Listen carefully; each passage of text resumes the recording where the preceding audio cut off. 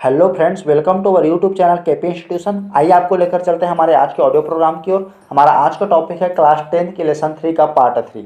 Topic 3.2.2 ऊष्मा के प्रभाव। हम दैनिक जीवन में ऊष्मीय ऊर्जा के संचरण को नहीं देख सकते, किंतु ऊष्मा के प्रभावों को अवश्य अनुभव कर सकते हैं। ऊष्मा देने पर वस्तु का ताप बढ़ता है। जितनी अधिक ऊष्मा वस्तु प्राप्त करेगा उतना उसका ताप बढ़ता जाएगा और पदार्थ में प्रसार होगा। पदार्थ की अवस्था में भी परिवर्तन संभव है।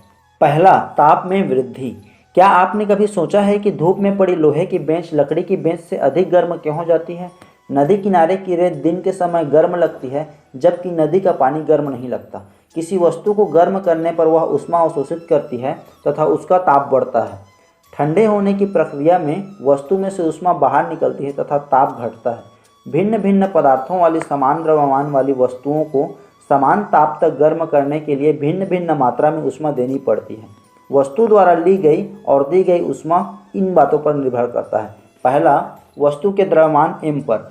दूसरा, वस्तु के ताप में हुए परिवर्तन ΔT पर। तथा तीसरा, वस्तु के पदार्थ की प्रकृति पर। अर्थात Q proportional to Q is directly proportional to m into ΔT या Q बराबर ms ΔT, जहाँ s एक समानुपाती नियतांक है जिसका मान वस्तु की प्रकृति पर निर्भर करता है। इसे वस्तु के पदार्थ की विशिष्ट ऊष्मा अर्थात स्पेसिफिक हीट अथवा विशिष्ट ऊष्माधारिता स्पेसिफिक हीट कैपेसिटी कहते हैं। समीकरण 3 से S equal to Q upon m ΔT। विशिष्ट ऊष्मा का SI मात्रक जूल प्रति किलोग्राम डिग्री सेंटीग्रेड होता है। यदि m बराबर 1 तथा ΔT बराबर 1 हो तो Q इक्वल टू S अर्थात पदार्थ की विशिष्ट ऊष्माधारिता ऊष्मा की वह मात्रा है जो उस पदार्थ के एकांक द्रव्यमान में एकांक ताप की वृद्धि कर सके। जिन पदार्थों की विशिष्ट ऊष्मा अधिक होती है वे देर से गर्म होते हैं और देर से ठंडे होते हैं। इसी प्रकार कम ऊष्माधारिता वाले पदार्थ जल्द ही गर्म हो जाते हैं एवं जल्द ही ठंडे हो जाते हैं। ऊष्माधारिता हीट कैपेसिटी। ऊष्मा की वह मात्रा जो वस्तु के संपूर्ण द्रव्यमान का ताप 1 डिग्री सेंटीग्रेड बढ़ाने के लिए आवश्यक है ऊष्माधारिता कहलाती है। यदि वस्तु का द्रव्यमान m तथा विशिष्ट ऊष्मा s है, तब ऊष्माधारिता बराबर द्रव्यमान गुणित विशिष्ट ऊष्मा बराबर m गुणित s। ऊष्माधारिता की इकाई जूल प्रति डिग्री सेंटीग्रेड होती है। मिश्रण का साम्य ताप। आपने 2 बाल्टियों में नहाने के लिए पानी ले रखा है, जिसमें से एक बाल्टी का पानी गर्म है व दूसरे बाल्टी का पानी ठंडा। दोनों पानी का तापमान क्रमशः 80 डिग्री सेंटीग्रेड व 20 डिग्री सेंटीग्रेड है। अब आप एक तीसरी बाल्टी में 1 लीटर गर्म पानी और 1 लीटर ठंडा पानी मिलाते हैं। पानी के इस मिश्रण का ताप क्या होगा? यहाँ पर दोनों स्थितियों में पानी की विशिष्ट ऊष्मा एक ही मानते हैं, अर्थात S1 बराबर S2 बराबर S। यदि मिश्रण का ताप T मान लिया जाए तो गर्म वस्तु द्वारा दी गई ऊष्मा बराबर M2S2 multiply T minus T2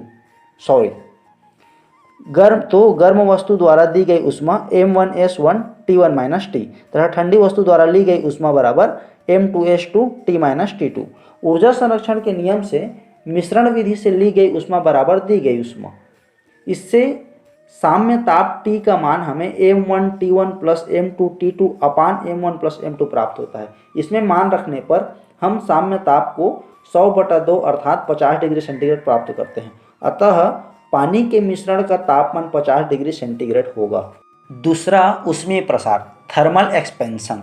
आपने देखा होगा कि उबलते पानी को कांच के बर्तन में डालने पर कांच चटक जाता है, क्योंकि कांच का अंदरूनी भाग ऊष्मा के कारण फैल जाता है जबकि बाहर का भाग नहीं फैलता। पर यह उच्च क्वालिटी के कांच में नहीं होता। क्यों? चर्चा करें।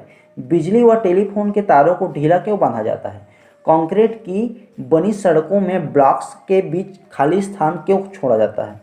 ऐसे अन्य उदाहरणों के बारे में चर्चा करें। सामान्यतः पदार्थ को ऊष्मा देने पर पदार्थ का आयतन बढ़ता है और पदार्थ से ऊष्मा लेने पर पदार्थ का आयतन कम हो जाता है। ठोस पदार्थ में ऊष्मीय प्रसार। पहला, रेखीय प्रसार गुणांक coefficient of linear expansion.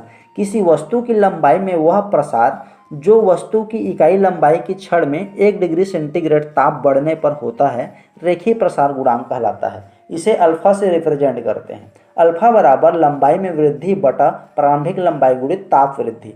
Alpha बराबर del L upon L multiply ΔT, अर्थात del L equal to alpha multiply L multiply ΔT। लंबाई में वृद्धि बराबर रेखीय प्रसार गुणांक गुणित प्रारंभिक लंबाई गुणित ताप वृद्धि। अल्फा का मात्रक प्रति डिग्री सेल्सियस होता है। लोहे का रेखीय गुणांक लोहे का रेखीय प्रसार गुणांक 0.00012 प्रति डिग्री सेंटीग्रेड है। अर्थात लोहे की 1 मीटर लंबी छड़ का ताप 1 डिग्री सेंटीग्रेड बढ़ाने पर उसकी लंबाई में 0.00012 मीटर बढ़ जाती है। दूसरा, क्षेत्रीय प्रसार गुणांक, coefficient of superficial linear expansion. वस्तु के क्षेत्रफल में वह प्रसार जो वस्तु के एकांक क्षेत्रफल का ताप 1 डिग्री सेंटीग्रेड बढ़ाने पर होता है, क्षेत्रीय प्रसार गुणांक कहलाता है।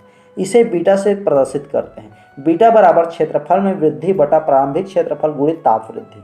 बीटा बराबर del A upon A multiply del T, अर्थात डेल ए बराबर बीटा मल्टीप्लाई ए डेल टी। क्षेत्रफल में वृद्धि बराबर क्षेत्रीय प्रसार गुणांक गुणित प्रारंभिक क्षेत्रफल गुणित ताप में वृद्धि। बीटा का मात्रक भी प्रति डिग्री सेंटीग्रेड होता है। क्षेत्रीय प्रसार गुणांक बीटा रेखीय प्रसार गुणांक अल्फा का दुगना होता है, अर्थात बीटा बराबर 2 अल्फा। आयतन प्रसार गुणांक, कोएफिशिएंट ऑफ वॉल्यूम एक्सपेंशन। किसी वस्तु के आयतन में वह प्रसार जो वस्तु के एकांक आयतन का ताप 1 डिग्री सेंटीग्रेड बढ़ाने पर होता है, आयतन प्रसार गुणांक कहलाता है। इसे गामा से प्रदर्शित करते हैं। आयतन प्रसार गुणांक बराबर आयतन में वृद्धि बटा प्रारंभिक आयतन गुणित ताप में वृद्धि, या गामा बराबर del V upon V del T, या डेल वी बराबर गामा वी डेल टी। आयतन में वृद्धि बराबर आयतन प्रसार गुणांक गुणित प्रारंभिक आयतन गुणित ताप वृद्धि। गामा का मात्रक भी प्रति डिग्री सेंटीग्रेड होता है। आयतन प्रसार गुणांक रेखीय प्रसार गुणांक का तिगुना होता है, अर्थात गामा बराबर 3 अल्फा।